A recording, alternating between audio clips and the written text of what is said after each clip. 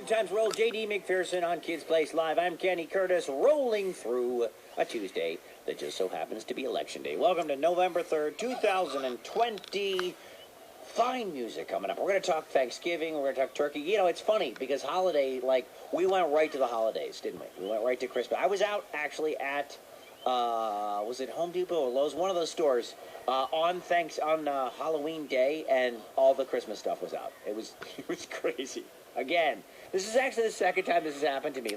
We go right from Halloween to Christmas. It's almost as if we're skipping over Thanksgiving, so I want to make a bigger deal about Thanksgiving later on in the program. Right now, though, we are gearing up for one of my favorite songs from Kermit the Frog after a story from our official Animal Farm storyteller. Here to put his own twist on a classic folk or fairy tale is Uncle Luigi. That's right, boys and girls. Hey, King. Hey, Uncle Lou. How you doing? I'm doing well. How are you? Hey, everybody. It's me, Uncle Luigi. That's right. I am the Animal Farm storyteller. You sure are. Here today to tell you the story of the Frog Prince and the Pauper. The Frog Prince and the Pauper. The Frog Prince and the Pauper. That's right, King. Okay, here we go. All right. Okay, here comes the once upon a time part. Go right ahead.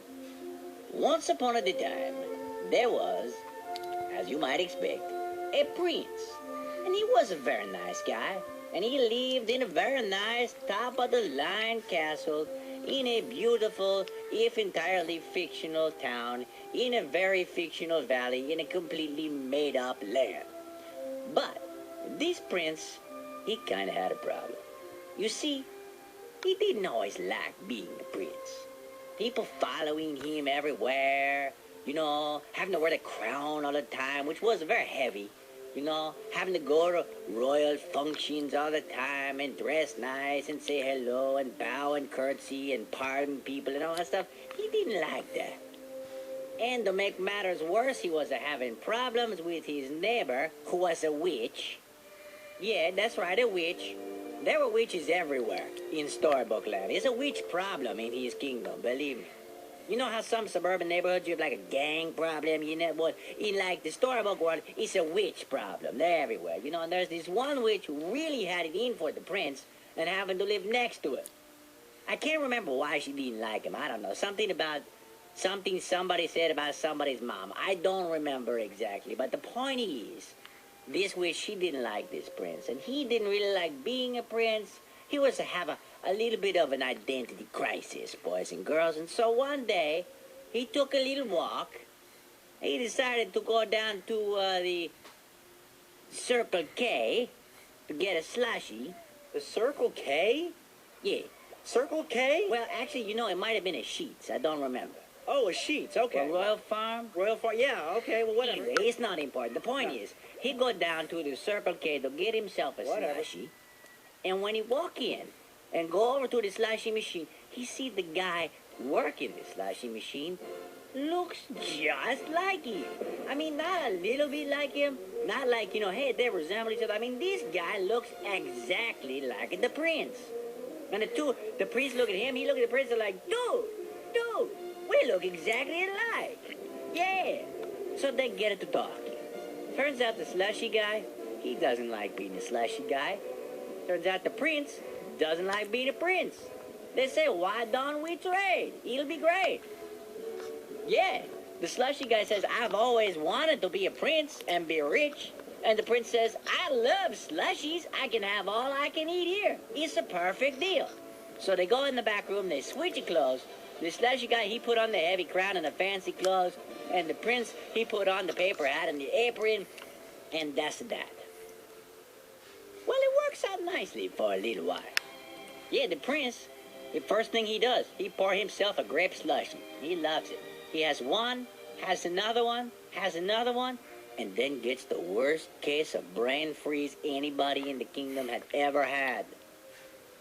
And then the manager came back and told him to quit loafing around and eating slushies and to mop the back room, and they had to restock the shelf, and then it was rush hour and they ran out of coffee. Oh, he was crazy. Whew. The prince said, this didn't work out quite the way I thought it was going to work out. But he kept working. Meanwhile, back at the castle, the slushy guy is loving life. He's watching the big screen TV. He's got a satellite. He's got a little portable XM satellite radio on his head. He's having the bubble tea and the foot massage. And he's thinking how great everything is going when all of a sudden, the witch shows up. Uh-oh. Yeah. Not good. And the witch, she said, "Now you in for it, buddy." And he said, "Wait, I'm not who you think I am," but poof, she changed him into a frog. And he think, this didn't work out the way I thought it was going to work out. And then he hop away down into the swamp. It's a frog thing. You know, you're a frog, you go to a swamp. I don't know. Well, things weren't going too well for the prince either. Back at the Circle K, his relief called in sick and he had to work a double shift. To top it all off, somebody dropped a dozen eggs in the back and he had to clean it up with a broom and a dustpan because the mop was broken. It was not a good day.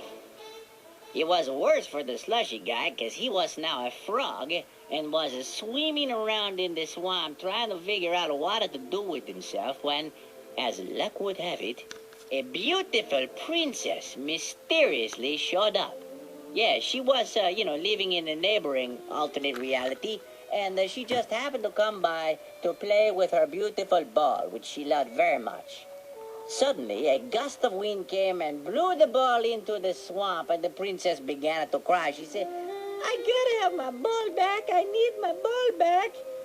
And the slushy guy, he say, "Excuse me, princess. I will get the ball for you, but you must do something in exchange for me." And she said, anything you want, just give my ball back. So he swim out, he get the ball, he bring it back to her, and he say, "Now you must do something for me." And she said, what? And he said, "You must give me a kiss." For he knew that the kiss of a beautiful woman was the only thing that could reverse the witch's evil spell. Unfortunately, the princess was not into kissing reptiles. She said, "No way, forget it, I'm out of here." She tried to run away, but the frog, he keep with her, he stay with her, he harangue her, he follow her, he stalk her, he tell everybody that she welched on an agreement until finally she said, okay, and she kissed him, mwah. And at that moment, he is transformed magically. And the princess, she see a handsome young man standing before her, and she say, "Oh, I thought you were a frog, but all this time, you are a handsome prince." And the guy say, "Well, kinda. Actually, I work the slushy machine down at the Circle K." And the princess say, "Oh, that didn't turn out the way I thought it would. But I like slushies." So they went down to the Circle K and had a slushie. The prince, meanwhile, finally finished his double shift, quit his job, went home, back to the kingdom and said, "That's it, I don't ever want to see another slushie again." And he was very happy to be back in his royal palace, in his royal robes, wearing his heavy crown, and being a prince once again. So, in the end, everybody was back where they started, but everybody was happy. Yeah. The end. Okay, and what are we supposed to learn from this, Well, Suckalope? Kenny, the moral of the story is sometimes things don't work out the way you think they will, True. but that can be okay. True.